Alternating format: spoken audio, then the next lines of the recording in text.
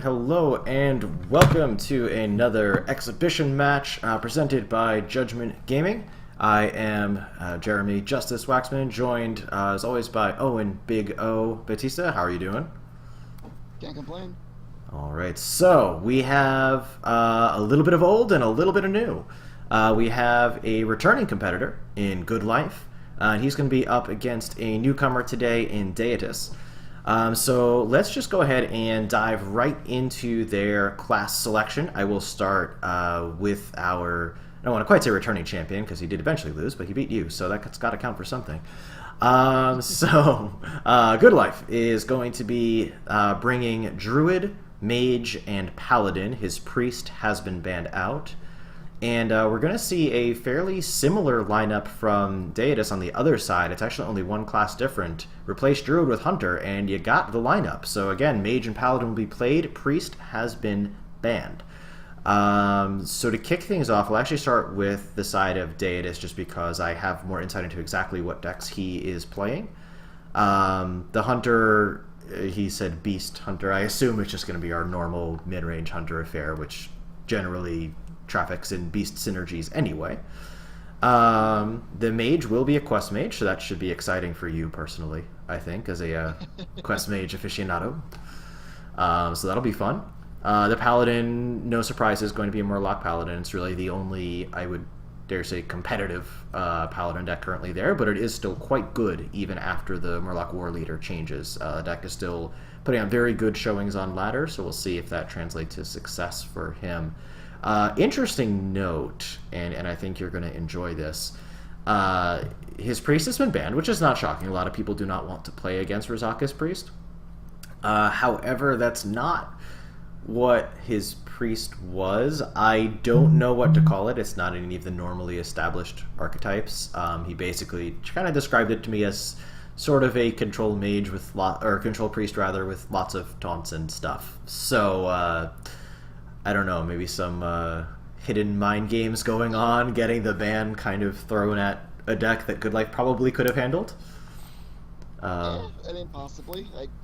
I feel that perhaps in this particular case it may be more of an issue of maybe a slightly less than complete collection. I mean, maybe. Way, Trying to give him credit, but all right, yeah. I mean, it's a reality. Yeah. Certainly when we're fielding players who maybe have not been playing as long, that's always going to be a consideration, certainly.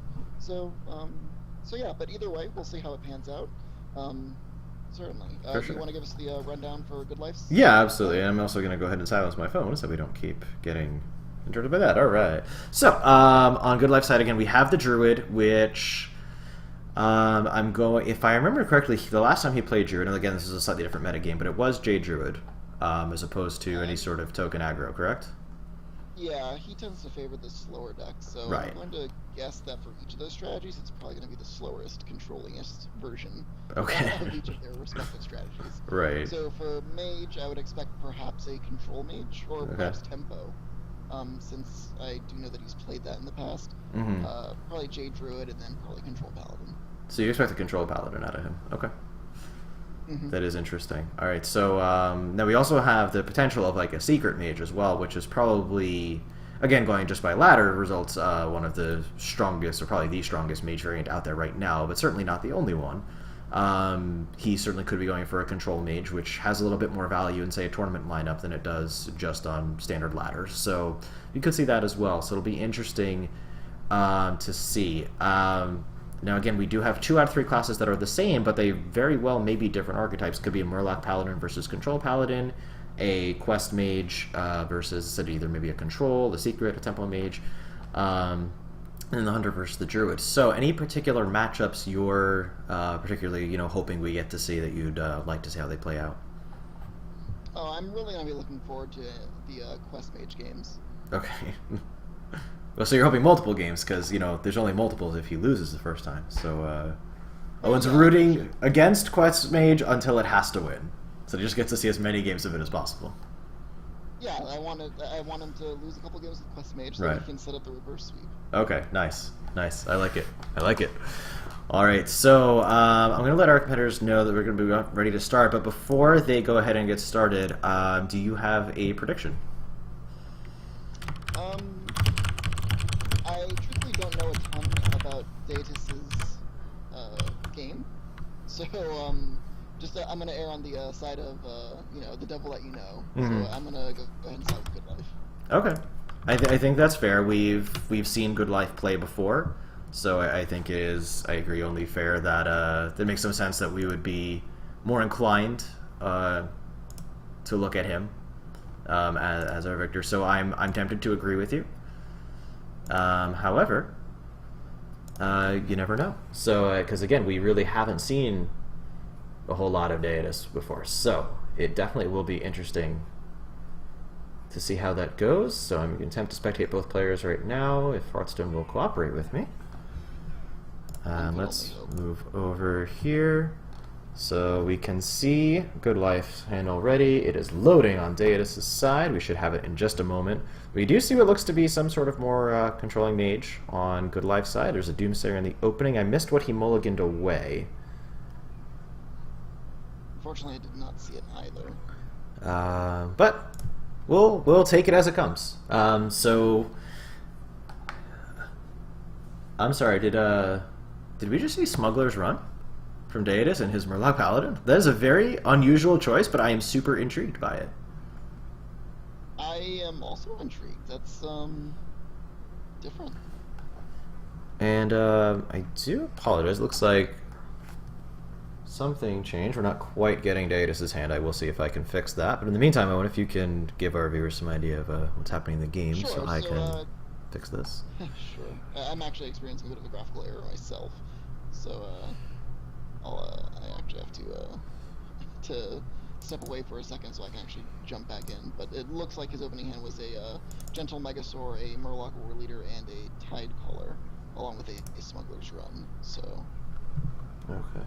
Oh, you know what? I think I figured out the problem is, so I should be able to fix it in just a moment. I do apologize to our viewers, but in just a moment it should be fixed. Okay. There we go. Now we can see his hand. Alright. Awesome. So, and it looks like Goodlife is, you're right, is playing a slower mage deck, possibly Reno? Or I'm sorry, that would be a neat trick. Kazakus? Yeah. Because as far as I can see, there's no duplicates as of yet. The secret down looks to be a... Oh, well, there's an ice block down, so it's obviously not Kazakus. So right. Some sort of tempo mage. Yeah, I mean, or just some sort of controlling style. I mean, he has a Medivh in there, so there's definitely some more controlling style. Now, we do have a relatively fast start from Deitis. He does have the War Leader, which does get fireballed away. Seems like a reasonable play to me. And I do want to point out the small-time recruits in the hand of Deitis as well, which is super interesting to me. Yeah, and we did see Narcotics actually run a small times recruit, like Divine Viewer focused Paladin deck the last time we saw him compete. But it looks to be that this is a slightly different build than what he was using, what with the Smuggler's Runs being present and whatnot. So this definitely looks to be some sort of hybrid between a Murloc deck and the hyper-aggressive one-drop deck. So it'll be interesting to see how this works out. Yeah, we do see double Divine Favor of the hand. And again, I apologize for viewers. There's Hearthstone is being super uncooperative, but we are back in action. Yeah, so it is interesting. So again, we do see double Divine Favor in the hand. So he is looking to be fairly aggressive. The board's been taken care of. This is so it's a hybrid hand buff Murloc Paladin, because we saw the Smuggler's Run and now we see the Grime Street as well. So that's just really interesting to me. And we're kind of seeing the reason why, at least when Kibler tries his hand at a hand buff Paladin, no pun intended, you know, that he tends to focus towards more minion-oriented, a much more minion-oriented deck. The hand buff effects really kind of demand that you have a really high minion concentration, and when you're playing cards like Small Time Recruits and Divine Favor, it means that a lot of times you'll end up with hands that just simply don't have the minion density that you need in order to really maximize your hand buff effects. Right, exactly, and we saw that too, in that not a lot of minions were able to get buffed, and even then, like, when we look at what's hitting a buff, right, so we have a 2/2 Murloc Oracle, that's really not that impressive. On Right. Deitis' side. Right. And it will be Yeah, dealt so- with quite cleanly just from the hero power and bumping it with the Mana Worm. Yeah, that is unfortunate. However, we do see that we have a nice, play here for Deitis in that he did draw the Chum, Mm-hmm. which does kind of allow him to utilize his other Murlocs as well. Looks like the Lookout's going to come down to go fishing for something else. And picks up finds another one. Yeah, although I think that if he's not playing the Lookout this turn, I don't think I would have selected it in this particular case. I think he would have been probably better off picking up a Chum Yeah. or the Hydrologist. Yeah. Especially if he wasn't planning on playing it this turn. I agree with you. And Hydrologist actually could have been a big deal if you can get a decent secret, a getaway Kodo, something like that. Could have mattered. We do see a Frostbolt picked up here from Goodlife, which can cleanly answer the 4-3 if he wants it to. But we see he has plenty of options, and they're only going to get better as surely he's looking forward to a Medivh on his following turn. He's been dealing with Deitis' board pretty effectively, which is not what the Murloc Paladin wants to be seeing. He wants to have dealt more damage than he already has, and we're actually just seeing a Frost Nova Doomsayer. Again, he probably just wants to set up as clean a board as possible to play the Medivh onto next turn, so he figures this is his best way of doing that. And I will say that I think that this isn't a bad board to go like Lookout plus Megasaur into in order to try and fish for the plants. I think That's tough, because a Megasaur has such high value that if you don't hit the Death Rattle, you really just wasted a lot. Yes, that's true. Although I think that probably the Lookout is one of your better moves this turn. I think the Lookout would have been just fine. That part I definitely agree with you on. I think the Lookout would have been just fine just to fish for something, since its body itself is not super valuable. So you see Medivh come down onto the empty board, just really going to start putting the pressure onto Deitis. We see his hand is full of a whole lot of little dudes and not a lot of anything else. Right, although hopefully with that he'll be able to start leveraging the Divine Favor soon. Right. And that's really going to be the hopefully hope. Yeah.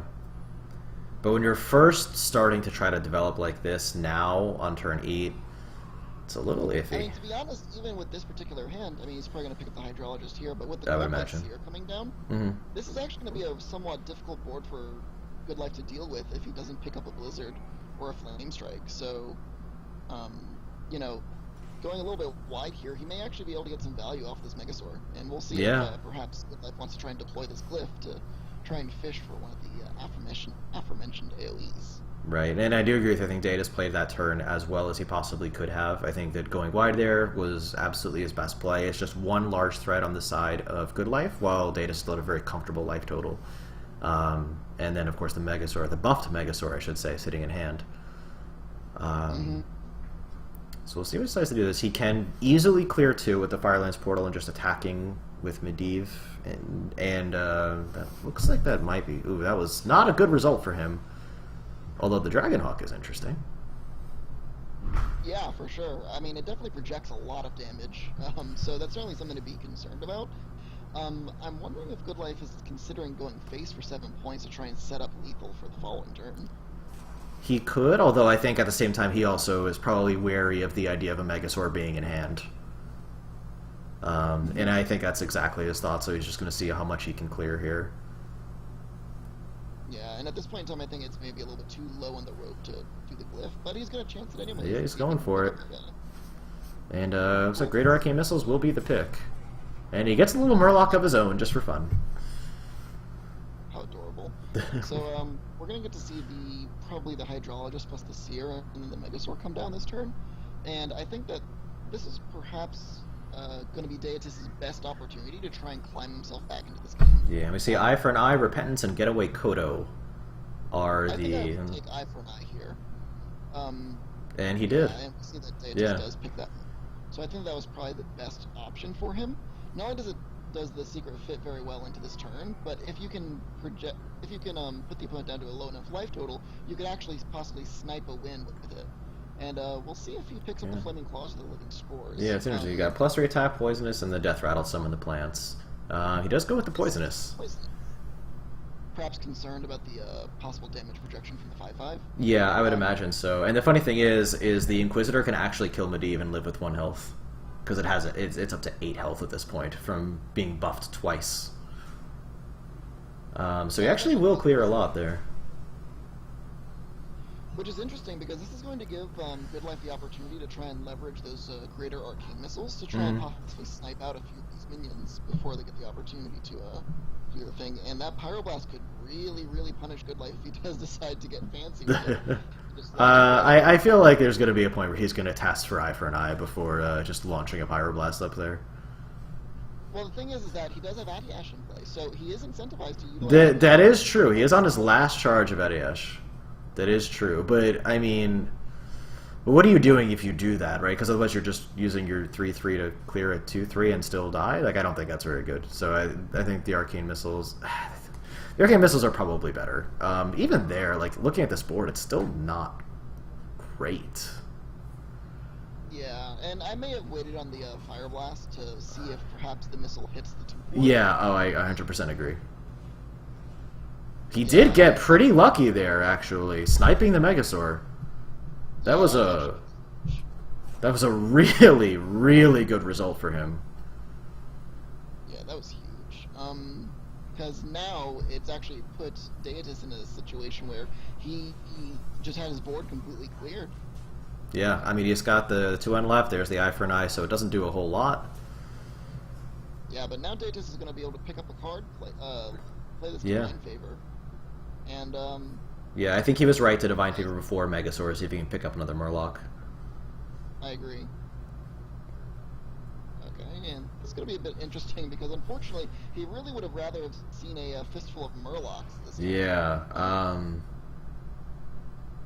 so he double buffs the hand. I think you have to Hero Power plus Inquisitor here, because I think... Well, actually, I might even save the Inquisitor for the following turn, so you can get a double Hero Power out of the next turn. It looks like Deitis is going to disagree with me on that particular line, but I do agree that we want to definitely be buffing more than 1 Murloc with the Megasaur. Yeah, 100%. Basically your main payoff for having so many of them. Alexstrasza can be a pretty big pickup here. And yeah, we're going to see it come down. Goodlife just going aggressive now. Doesn't feel like taking a value trade. Just goes face, sets him to 12, and says, "Okay, can you deal with it?" All right, and we're going to see if he's going to be able to. The Noble Sacrifice is actually pretty good here because it's going to be able to prevent possibly 8 points of damage. Right. From the Alexstrasza. Yes. What I think that is good. doesn't know though is that Goodlife is still sitting on that Pyroblast, so effectively he's only at 2 points. Right. And not picking up a Poisonous here is pretty big. And yep, he's gonna go with the Liquid Membranes, and if Deitis pushes all face here, ooh, that was. I feel like that was a mistake. I am not. I mean, he's still got a Secret Down. You know, there's an Ice Block there, so that's just gonna be it. That's game 1. And Goodlife picks up a pretty comfortable game 1 from Deitis' hand buff Murloc deck. Yeah, that was. I want to say interesting because it was very difficult for Deitis to really get anything going there at any point. Well, there was definitely a few opportunities that Deitis had where he got onto the board. He was able to let minions were able to survive to his next turn, and he did have some opportunities there to really try and leverage that. I think that unfortunately just possibly the way that his deck was constructed just kind of really showcases why it is that hand buff decks don't see a ton of play right now, in that they really do kind of punish you for utilizing some of the stronger spells your class has to offer, such as the Divine Favors. And while he was able to utilize that in the small time burst to regas during the middle points of the game, it cost him a lot because he didn't have the ability to get to the board and really pressure the opponent's life total in the time frame that he needed to before the mage could comfortably, set himself up behind an ice block and burn him out. Right, and I will say that, typically speaking, as you were kind of talking about earlier, even when we see hand buff decks, it's not usually a Murloc Paladin deck. It's usually a more dedicated to the hand buff strategy type of deck. So I did find it... I give credit to Deitis for trying something a little bit different and going with a hand buff Murloc.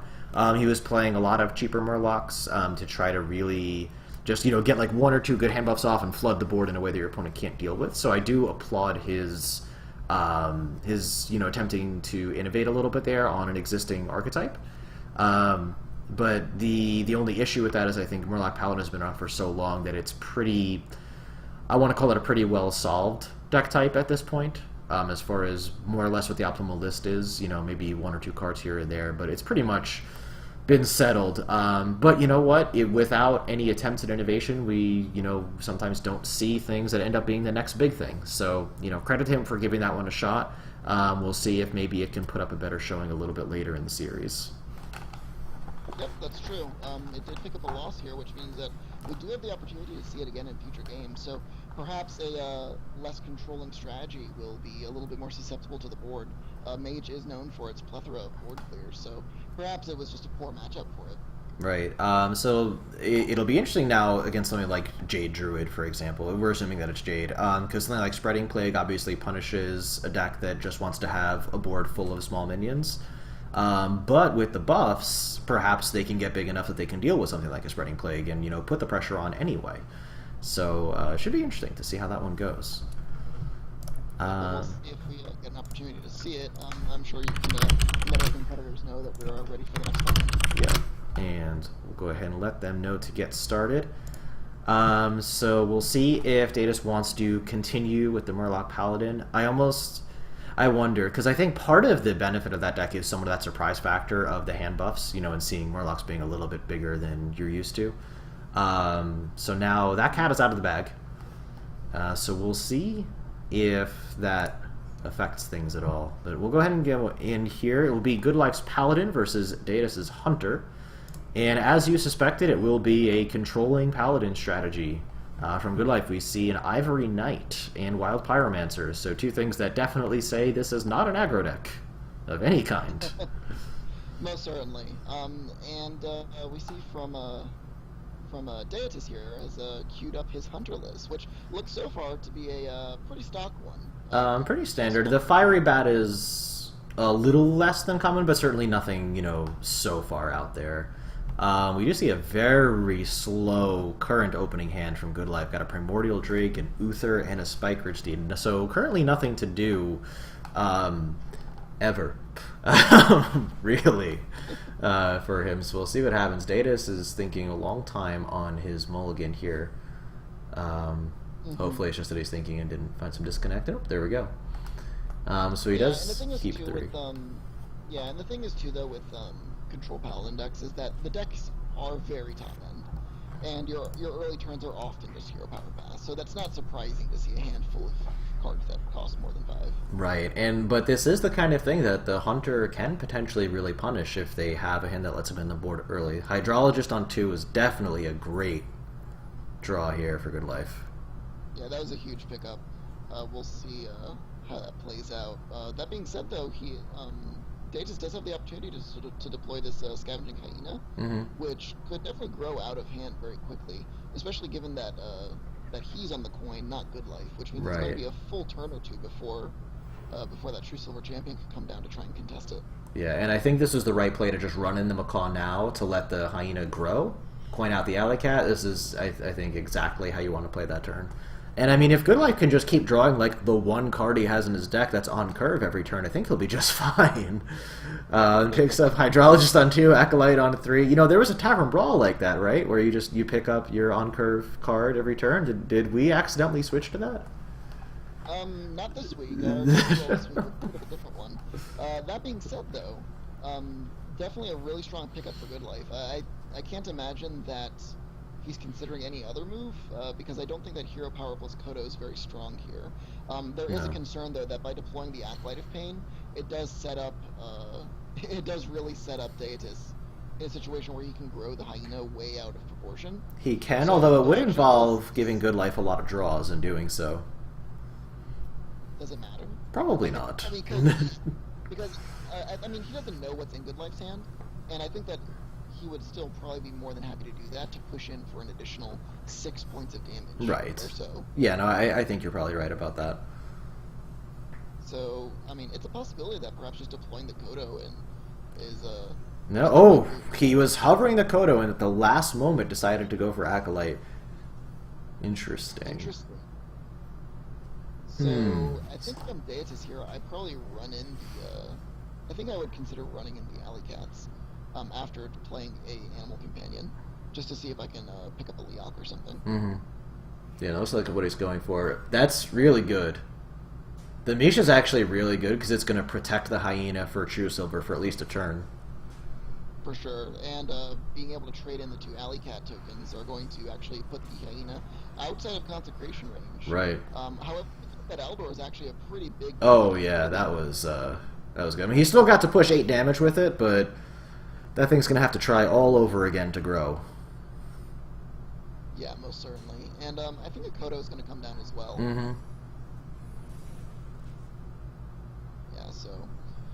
With that said, I don't see Deitis trading his Misha, but he might decide to Eaglehorn Bow the 3/3. Looks like that's what he's going for. So that we'll just come back to the hand to give him another Aldor effect. Now, really, at this point, Goodlife is looking to try to set up something to hopefully be able to spike Rich Deed on 6. So he must have something stick to the board, but that's going to be hard. No. Because, I mean, he doesn't know this, but Deitis is sitting on 2 kill commands. So he's really going to be pressured to try and stabilize this game before he gets within that 10 to 12 point life total range. And he's perilously close.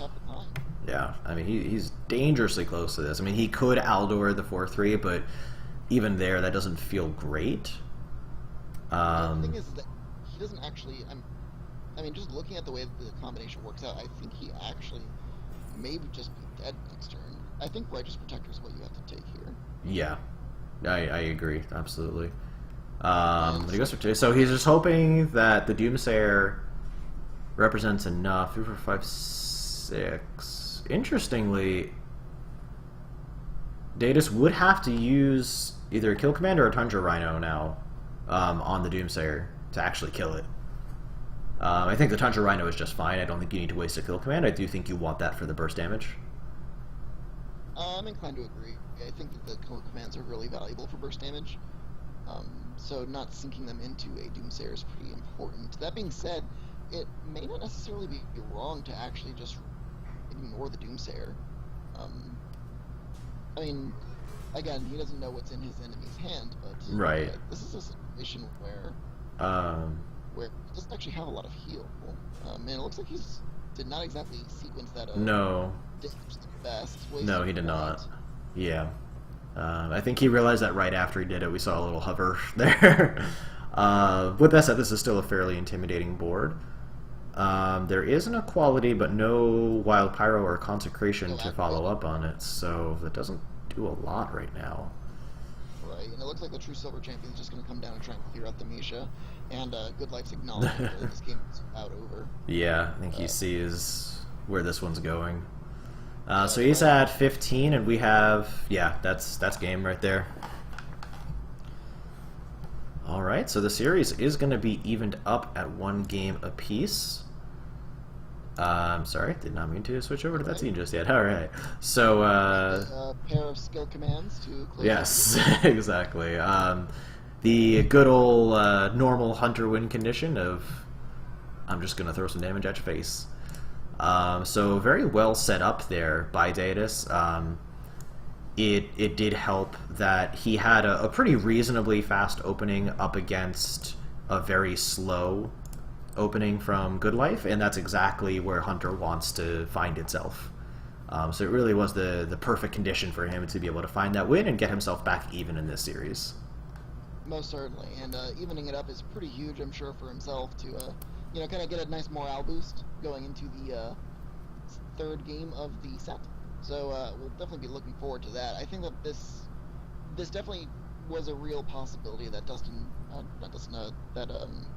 Deitis is going to be able to, was not going to be able to find a home for his Hunter deck. So it's really fortuitous that he was able to definitely get in there against a slower draw. It's beginning to look that Goodlife may actually be weak to Hunter decks at this point. So we'll get to see what the next one is. So if you're Goodlife, what deck do you bring next? Well, here's the interesting thing. While Deitis' Murloc Paladin is what I would call a suboptimal build, it is still capable of some aggressive lines, and a build that control Paladin can be susceptible to just getting run over early if Deitis gets a really good draw. So that could be tough. And the interesting thing about your control decks, as you well know, when you're playing Quest Mage, you want to be playing against slow decks that just give you time to assemble your combo and win. So I actually wonder now if Goodlife's lineup might be fairly susceptible to what Deitis has left in store for him.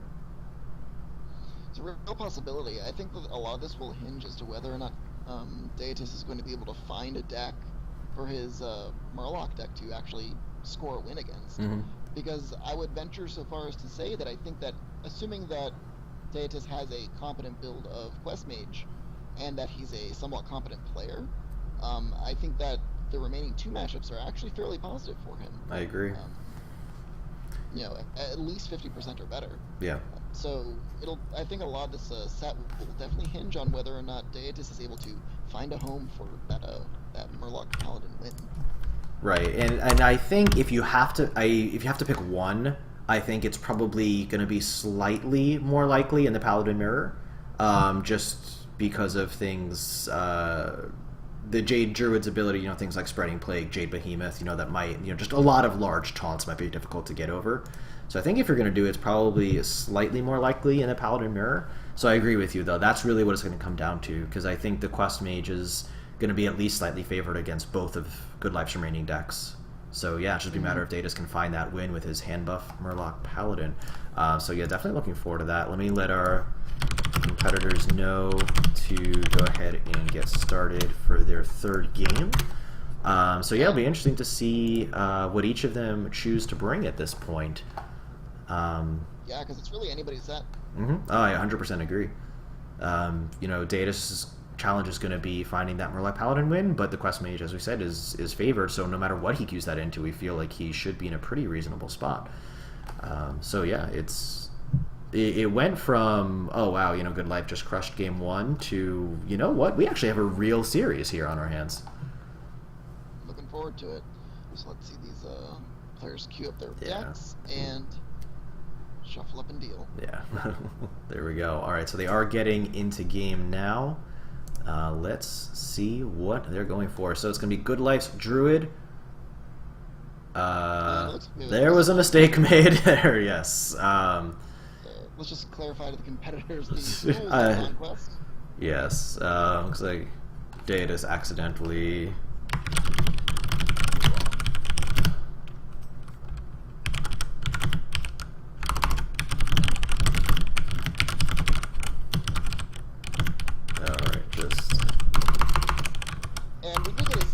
At Goodlife's Druid deck, and it does appear to be the stock Jade Druid. Yes.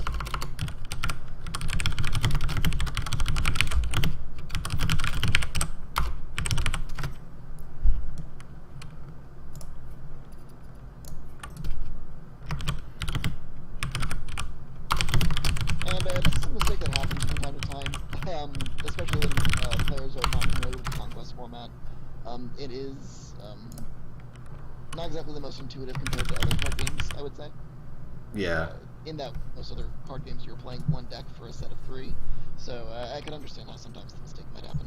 Yeah, we'll forgive him for making that mistake there. So this did give Goodlife the opportunity to change his mind, but he's still going with the Druid, and it'll be up against the Murloc Paladin. So as I said, this was the matchup that I felt was going to be a little harder for Deitis to find a win with. Interestingly, I will say a lot of Jade Druids have been dropping the Doomsayers from their list that used to be popular, but Goodlife's still all in on the Doomsayer plan, which may actually help him here. Yeah, it may actually be pretty big, because Deitis is going to be able to get onto the board, but he's not going to be able to amass 7 points of damage that quickly. Right. Assuming that he coins one out. It looks like he decides not to coin out the Doomsayer here, perhaps opting for just a natural turn 2. I think that might really punish him, though, because the thing is that... Oh, yeah. It absolutely will. Deitis is going to be able to amass 7 points of damage on the following turn, and even deploy an Inquisitor alongside it. So at this point, I think he may have lost his opportunity to prevent this from snowballing. Right, and so now he is thinking about, do I just have to play the single target removal game rather than dropping a Doomsayer? Because a Doomsayer can and will be contested if he plays it. And there it is. Interesting. So... And I don't know that I agree with going face there with the 1 point. And we see that, yeah, Deitis agrees with you, and that it was a mistake. really gonna punish him here for it. So now we're in a really bad spot for Goodlife. But he picks up a swipe, so that's which, yeah, I mean, it can clear, say, like a 2-3 and a 3-2. So it's definitely not bad. Yeah, 2-3-2s. No, what? Stop making me second guess myself. 1. Yeah, so this still is not the worst position for Deitis. He still has 4 points damage on board. He's able to develop more. We'll see if he goes... thinking about the lookout. So he's just going to... Oh, you know what? If he wants the full mana efficiency, he had the Inquisitor. But he goes with the Rockpool Hunter, which I think is the right decision. You just want to buff things out of range. Right, we'll see the Wrath for the cycle here. Just to clear the 3, and then we're going to... Yeah, and now he's just going to say, you know what? I don't think you can deal with the second Doomsayer. Which, currently, he is correct. 3, 4, 5... No, he can. No, he is wrong again. So you do see Rockpool Hunter plus Bluegill Warrior will take out the Doomsayer. I think you do play the Rockpool Hunter on the Bluegill itself, just so it can't easily be hero powered down. And he does agree with me. So yeah. So we do see both Doomsayers played out and both destroyed. So this is not exactly the start that Goodlife was looking for. I thought this was going to be the harder match for him to find a win. For Deitis to find a win in, but he is in a pretty reasonable position right now. We do see a spot where Goodlife probably just has to go like Jade Blossom into Wild Growth, because the hero power really doesn't do anything, and he doesn't want to just play a Jade Idol, but he might have to. He just has to make a 3-3, so that's it. Those are both Jade Idols down, which I think is the right play, don't get me wrong. You know, this is not a matchup where you're looking to go infinite Jade Idols. For sure. No, you shouldn't have to, and we're going to get to see Deitis reload here with a small-time recruits if he chooses to. Yeah, and he's going for it. Really going to put the pressure on Goodlife to find an answer and soon. Wow, double Grimscale Oracle could really be scary. That is a lot of damage. That is just a whole lot of damage. I'm not doing the math here, but I'm just going to say it's a lot, because I'm pretty confident that's correct. I don't know that there's really anything Goodlife can do from this position. He can kill too. He can kill, you know, the 5-2 and say a 4-3 or another 5-2. But I mean, do you just nourish what's here and just pray? I mean, what are you looking for with 2 mana left? That probably. Yeah, but I mean that's about it. I mean, or you can hero power down one of the Grimscale Oracles. You know, removes, 6 damage off the board, but. That's, no, not even close to enough. I think that's just game. Yeah, and Goodlife agrees with our assessment. That will do it. Wow.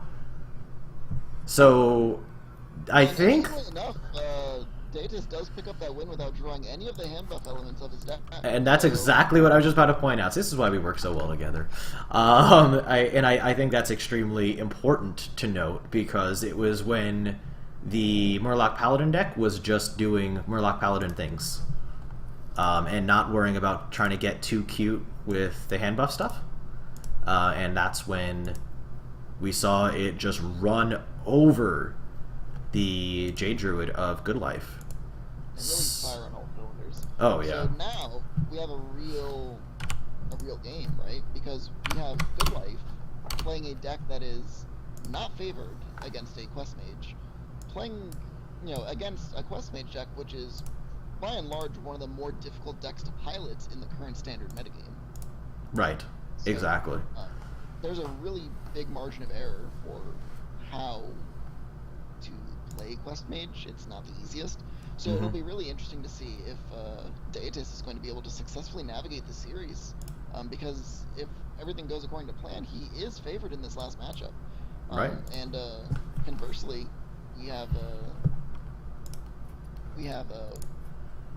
Druid and Paladin, right, who still need to score a win against them in matches that they're not necessarily favored for. just giving Deitis a friendly reminder of what he needs to be doing. But yeah, so that's really the interesting part. So now we have two matchups where we both agree that we feel the Quest Mage is generally favored, at least by a little bit. But as we said, it is not, the easiest deck to play optimally. So, because the thing is, we can say it's favored purely based on win rate, but a lot of times those wins are not super obvious. The lines to take to get to that victory are not always cut and dry. So it's really going to depend on how much time Deitis has put in with Quest Mage. My guess is he's played it at least a bit if he chose to take it, into the match, right? Because knowing that it's a high skill cap deck, I don't think you take that. And it's not even, say, a just super, OP tier 1 beats everything deck. This is a middle of the road deck that has, certainly good and bad matchups. So I don't think you take a high skill cap, tier 2, tier 3 deck unless you have some amount of confidence in it, is at least my opinion. I'm inclined to agree, and this is a interesting situation for me, at least because I've actually put in a lot of time with all three of the decks in question. So I'm actually very familiar with each of these matchups. I would say that for Quest Mage versus Control Paladin, Control Paladin is definitely the dog going into that matchup. For sure. It's going to hinge largely as to whether or not the Control Paladin deck is going to be able to lower the Quest Mage's deck low enough to to get it down to 1 so that it can set up a eye for an eye kill. That's basically going to be the only real way that the Control Paladin deck is going to be able to defeat it, because it doesn't have the ability to pressure its life total fast enough to kill it before it's able to assemble the combo, or kill it enough times through the multiple ice blocks. Right. So you really need to be able to lower them to the critical point of 1 life, and then just sit behind an eye for an eye until he fatigues out. Because obviously setting it to more than that, you could play around it with a ping. So that's kind of the only way that I've ever seen a Control Mage beat the Quest Mage deck. The Control Paladin, yeah. So now the question is this just pure Control Paladin? Because pure Control Paladin will still run Uther of the Ebon Blade, or does he have a Beardo? Does he have the Burgly Bullies? And are we about to see Exodia versus Exodia? This is what I want to know. I mean, I would certainly love to see this. I don't think that the Exodia Paladin deck is actually better than the Control version, because I think that you actually do need some of those slots to just dedicate to defensive tools. And I do feel that that overall, I think that Exodia Mage is going to be just a really difficult time. Conversely, I do actually have a somewhat of a different opinion of the Druid matchup. I do actually feel that the Druid deck is still pretty close to 50%.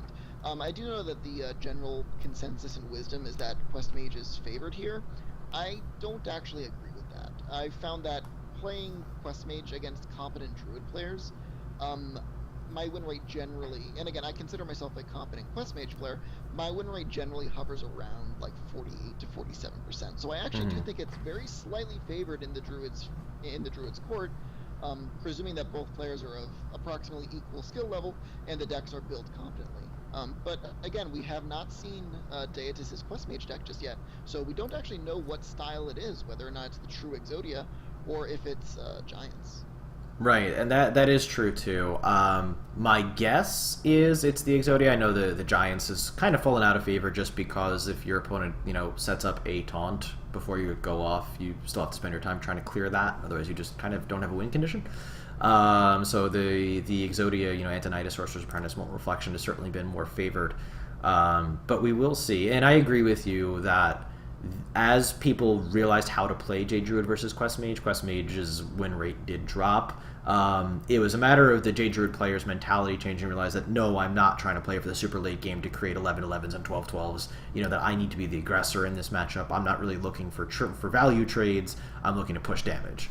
And once they realized that that's how they needed to play, then, things certainly started to stabilize and maybe even tilt slightly in the Druid's favor.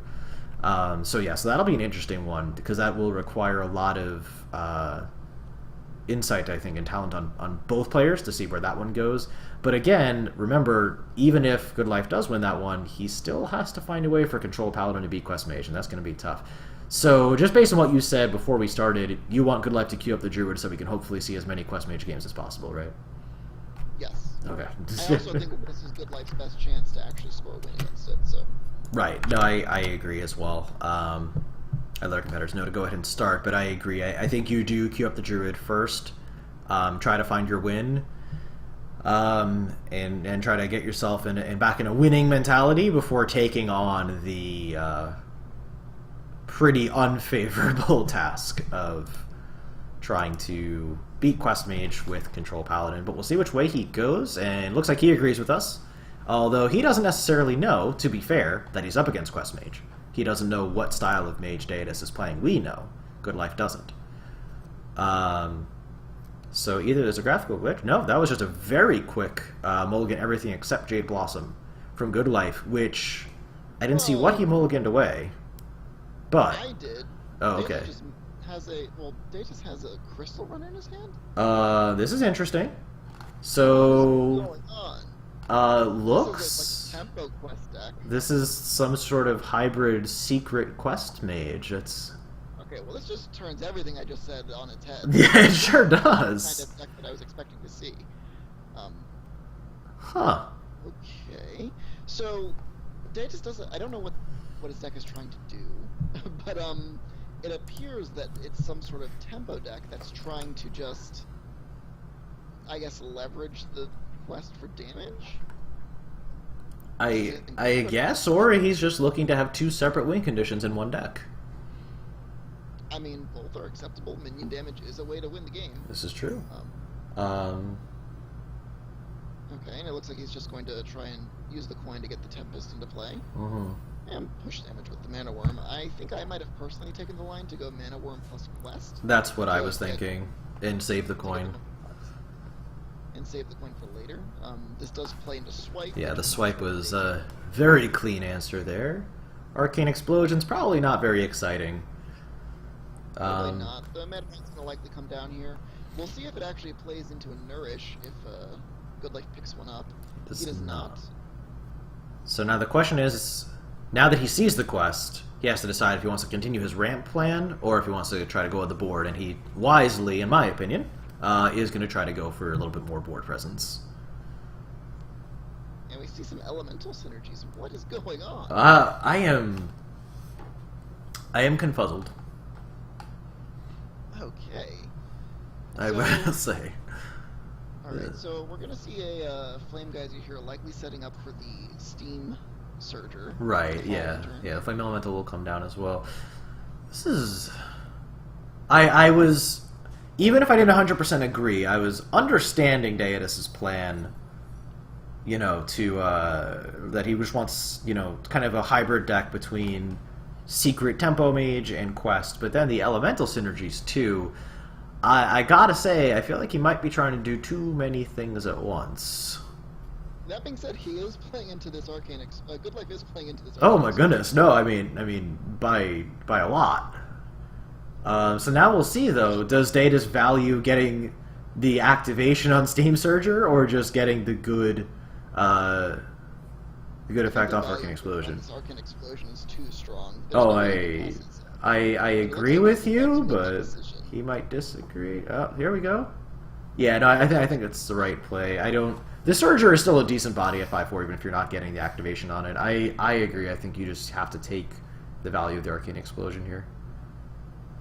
I'd be surprised if he doesn't deploy the Sorcerer's Apprentice, though. Well, it depends on how much he values it for the quest. If he feels he's on the Exodia game plan or not. I can't imagine that there's any Molten Reflections in this deck.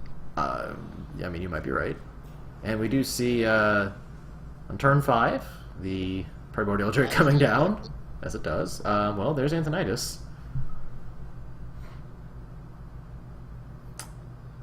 I don't know. I feel like we keep trying to guess what's going to come next, and it's almost an exercise in futility right now.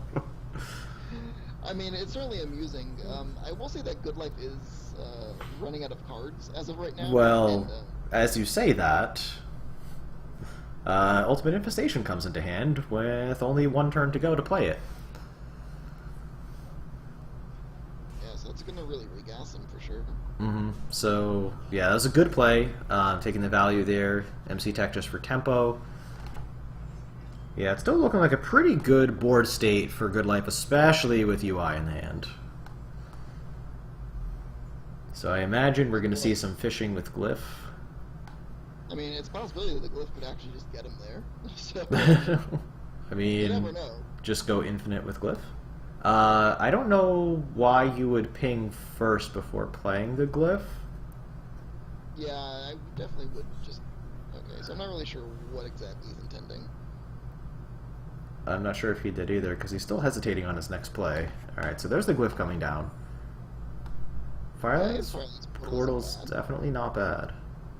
Can't play it this turn, but... Yeah, I mean, I'm sure he would have liked to have seen that before he decided to ping away. Yeah. This is exactly the reason why you don't ping first, because you need the Glyph to find more information. Right, yeah, no, 100%. And now we're in a situation where the ping was effectively wasted, as the Primordial Drake could hypothetically just get a free value trade in. Yeah, I wonder if that was... I don't know if I like that. Why not just UI the minion and keep your 4-1 in play? Yes, he pings it next turn, but that takes 2 of his mana. You just make him deal with it, rather just to... You get 1 extra damage?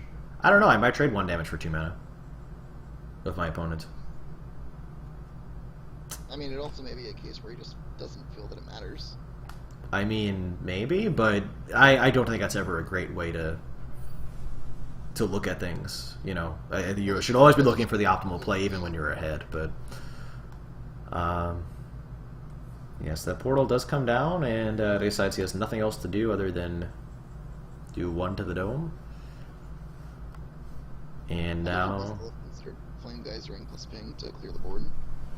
Yeah, I think that would have been perfectly reasonable. We will see Goodlife just go ahead and Wild Growth for another card, and to cycle 1 more time. So he's got some options now. I think the Jade Behemoth is definitely the best. You can... Yeah, I think you definitely just go ahead and push the damage. Arcane Missiles. Well, you don't see that every day. And I think that this kind of demonstrates... Yeah, because that's just not going to be relevant. He's actually going to just lose to the ultimate infestation on the following turn. So I think this kind of demonstrates why the 2 strategies aren't exactly all that great together. You do, from the elemental synergies itself, you do have the benefit of being able to feed the quest a bit better. However, one of the huge downsides is that in order to effectively put together the quest often, you do need to have a certain level of draw power in your deck and cycle in order to actually see the relevant cards. And while you may be able to have the luxury of switching between gameplay and game plans, I don't think that that trying to mesh the 2 will lead you with a very good version of either deck. Right. No, I 100% agree, and I think it's an important lesson that a lot of, especially players that are new to card games or new to a particular game, eventually learn. Because, I mean, you and I, too, you know, have tried some random mishmashes of things in the past, and we always ended up reaching that same conclusion of trying to do too many things at once generally means you're not doing anything particularly well. And I think that Deitis might be starting to come to that same realization right about now. We'll see. And while I will say that it looks like this game is more or less going to be in Goodlife's hands, I will say that, I mean, leaving the Deitis alive is... Yeah, that was interesting. Yeah, but I mean, he did just set his opponent to 6, so... And he's sitting, you know, fairly pretty at 36 life, with no infinite fireballs in sight. So yeah, I think that's pretty much going to do it. That's going to do it. So that's going to pretty much even up the score, and that means that our final game is going to be, well, I guess, Elemental Quest Mage. Elemental Quest Secret Mage. Elemental Quest Secret Temporal Mage. Elemental Quest Secret Temporal Mage, yes. Versus Control Paladin. So, I mean, and it does look like he's going to actually get to complete his quest after all. Yeah, which is funny in that Goodlife does not currently have... Oh, unless he sets in a Fireball face. I was going to say he doesn't have 6 damage available, but with Deitis putting that Fireball in face, he has exactly 6 damage available. With the UI and the 1/5 going face. You're absolutely right. And so, amusingly enough, actually, there likely was an opportunity for Deitis to actually get another turn, which Yes. would have actually cost Goodlife the game here. So Likely that, cost yeah. Deitis the game. Because, like, Don't hypothetically, right? underestimate the impact of 1 damage, folks.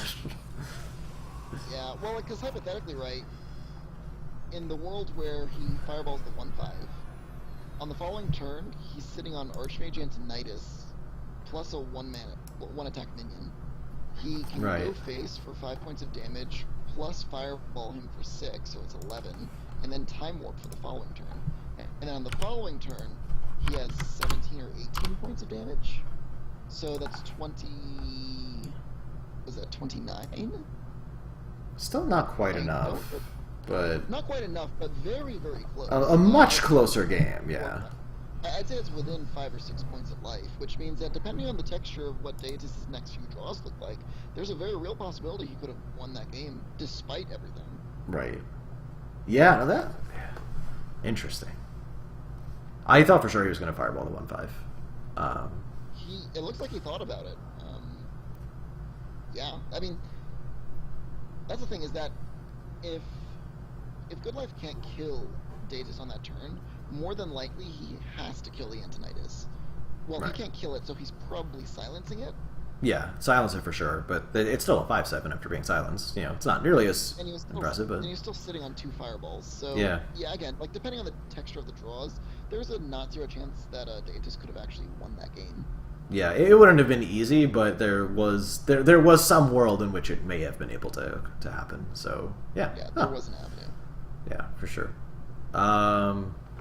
Okay, so that's interesting. So now, here's my question to you. I will tell you, hey, move your camera down just a little bit. Your face is getting cut off. There we are. Maybe my question to you is this. Now that we understand that just calling Deitis as that quest mage does not even come close to being an accurate description, what are your feelings going into this final game against the Control Paladin?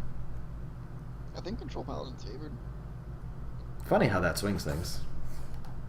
I mean, it's because the thing is that Deitis isn't playing a control quest mage deck. He's Right. playing a tempo deck that has quest mage cards in it, and I think that that's a huge that's a huge difference. And I'm actually just getting a message here from Goodlife that he thinks he's that quest mage is 60-40 versus him. So Okay. he probably is of a differing opinion than myself. But having just seen what happened, I think that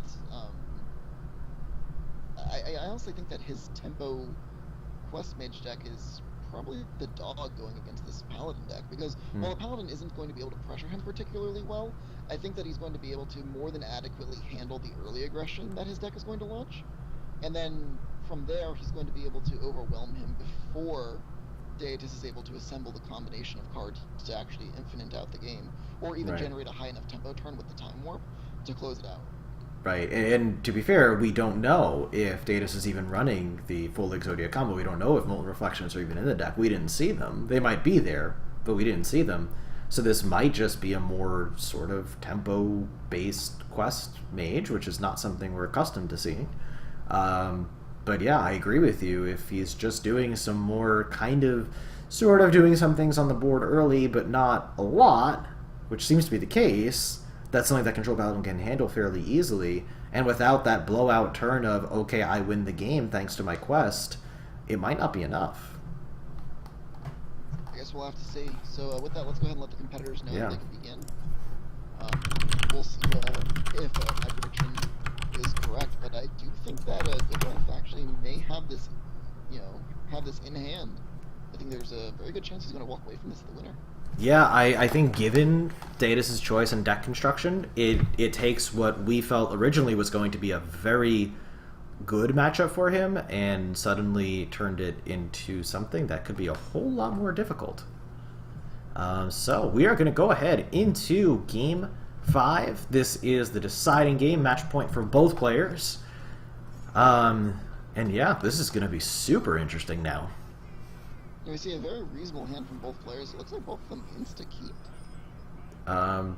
Yeah, well, on Deitis' side, normally with a Quest Mage, Sorcerer's Apprentice is not something you want in your opening hand despite its low mana cost, since it is a combo piece, but if he's not playing for combo, and as I say that, we do see a Molten Reflection. So that being the case, it does mean that he will eventually win the game, given enough time, which means that the ball is really in Goodlife's court to dictate the speed of this game. Right, and we see a snap pick of the Getaway Kodo off the Hydrologist.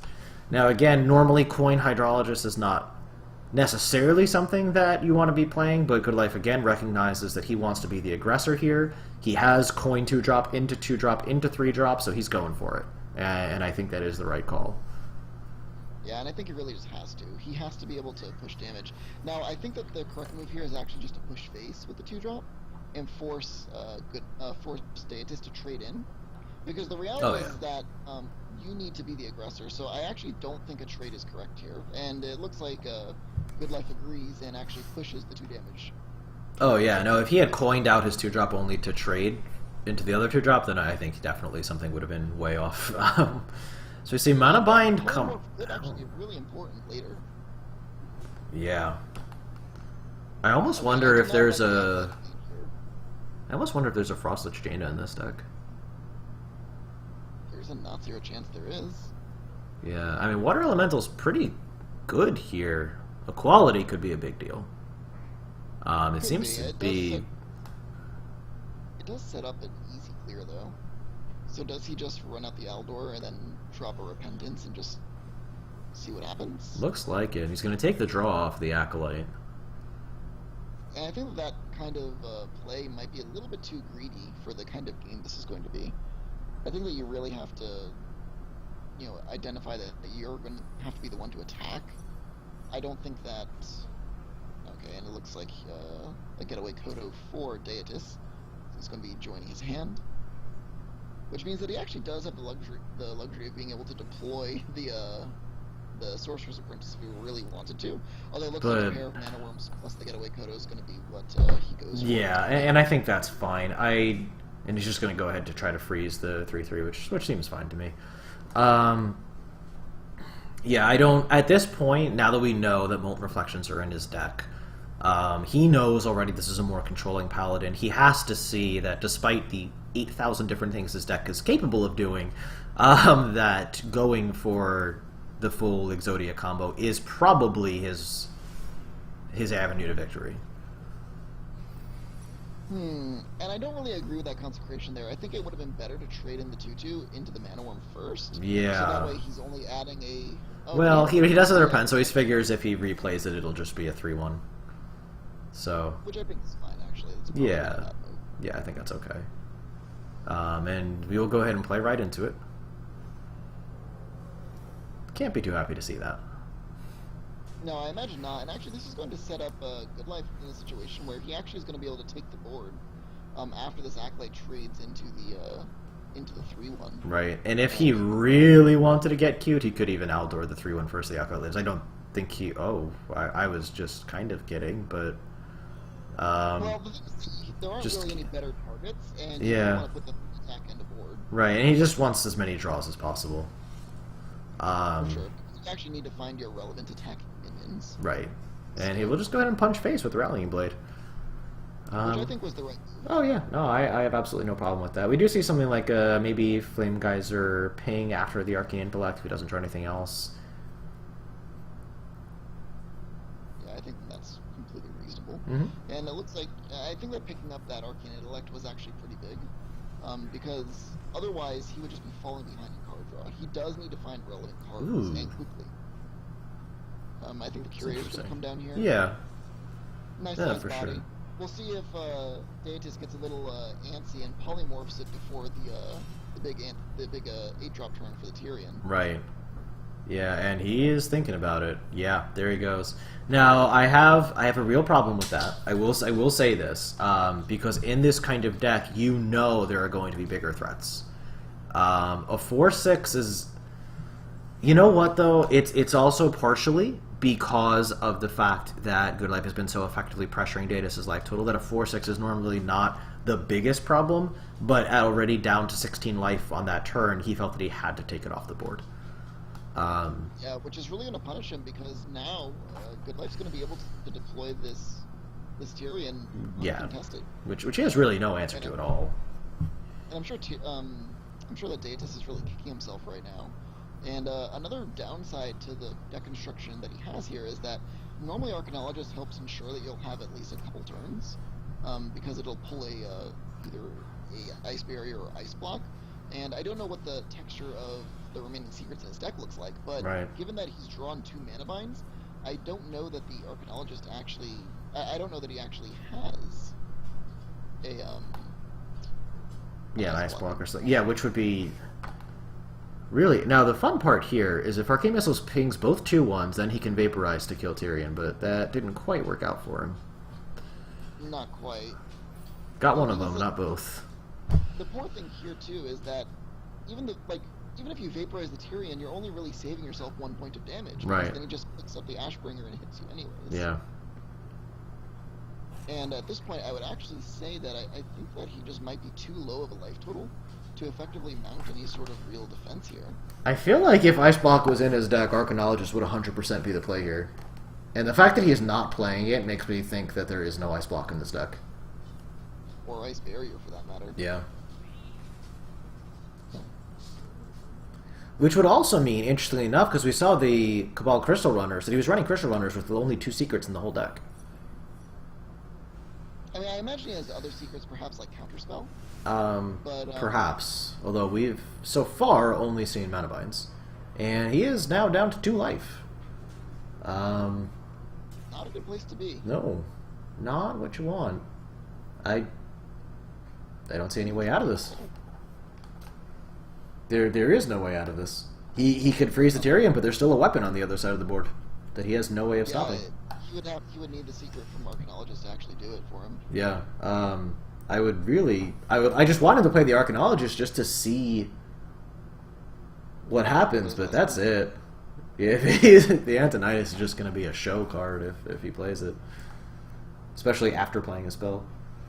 I just wanted to throw the Arcanologist down. I'm really curious. I'm kind of curious because he has a Blizzard and a Consecration in his hand.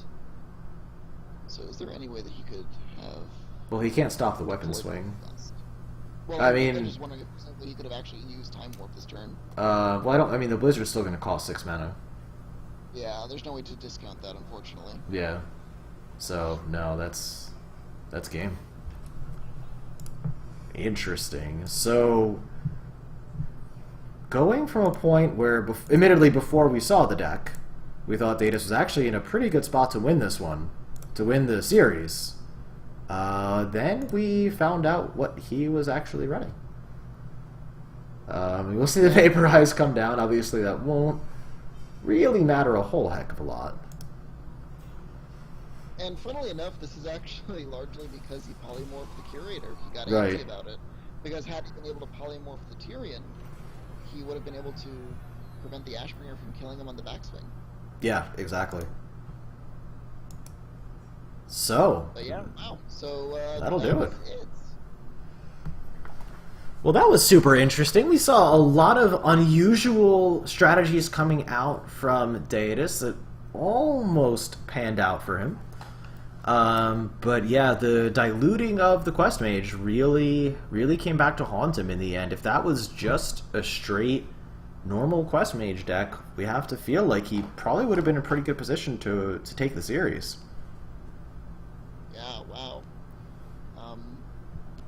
Kind of disappointing, to be honest. I was really hoping to get some good classic Exodia Mage here, but it looks like it's not quite what I was in store for. I think that in principle, the issue here is that if you're going to do tempo, you need to commit to your tempo plan. If you're going to do a Exodia plan, you need to commit to it. I think that if he was just running the quest as a high tempo tool in slower controlling matchups, I think that's probably fine. But I think that if you're going to commit to that, you would probably need to just agree that you're not going to play the Molten Reflections, because Right. I don't think those are cards that you can really realistically afford to draw in your higher tempo games. Additionally, if that's the stance that you're taking on the game, then you need to be able to acknowledge that there are some games where you're not going to want to have the quest.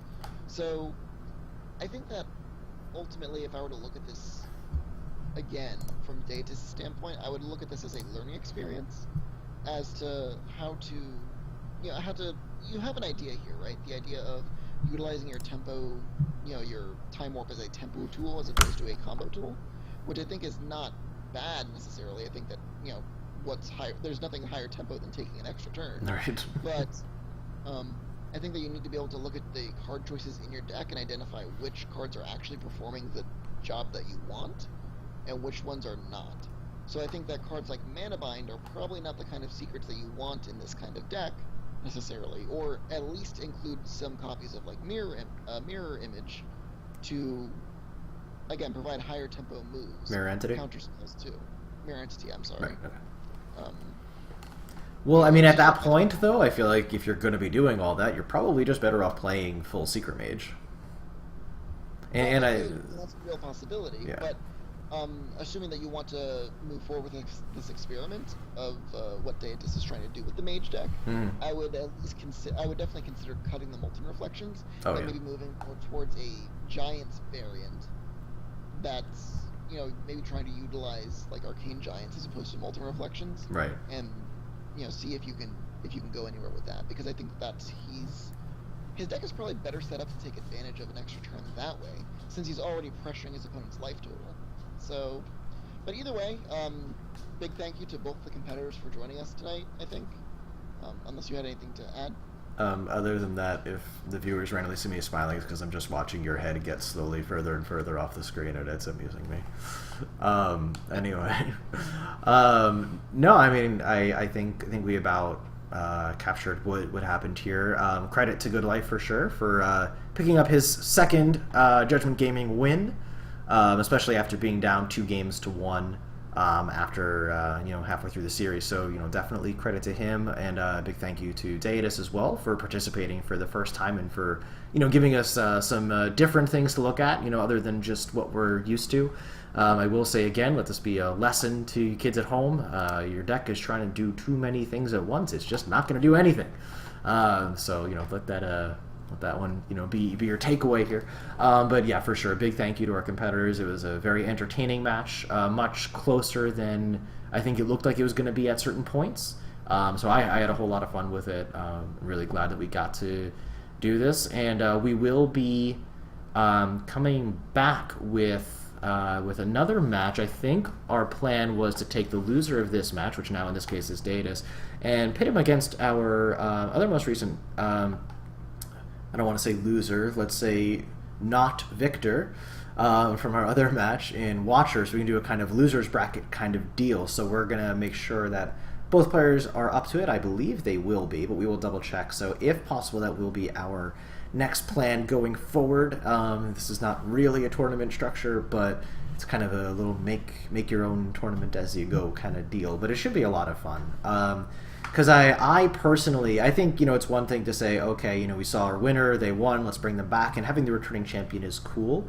But I think there's also some value to taking the players that didn't win and saying, okay, let's give them some time, and then what did they learn from those games where they weren't able to quite pull out a victory? And, will they change up their strategies either in deck selection or play style or anything like that if they come back for another match? To give them that little chance at redemption. So I think that'll actually be a lot of fun. Most certainly, and I'm definitely going to be looking forward to it. I think that both the competitors certainly have a lot to offer. I think that there is value to out-of-the-box thinking. For sure. So I don't want to,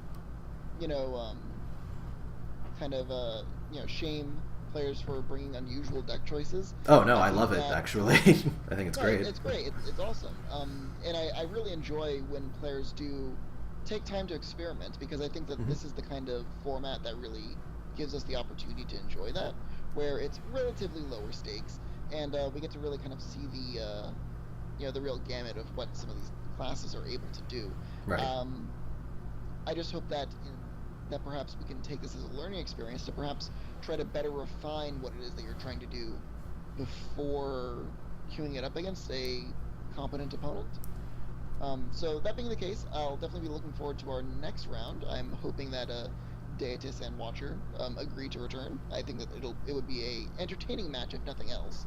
Oh yeah, certainly. yeah. No, but I mean, as I said, both players, shown that they're not just complete pushovers, by any means. So I think having the two of them match up against each other, taking what they learned from their previous experiences with us, because I think for both of them, it was kind of their first experience playing in any sort of real competitive format.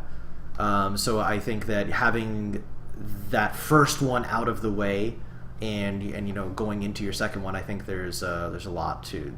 You're almost completely out of the picture. Oh my goodness, Owen. I'm worried for your safety. Your head's getting cut off. Okay, you're good. I think that having that first time experience out of the way, that okay, I've done this before. I know what it feels like to play a best of 5 now.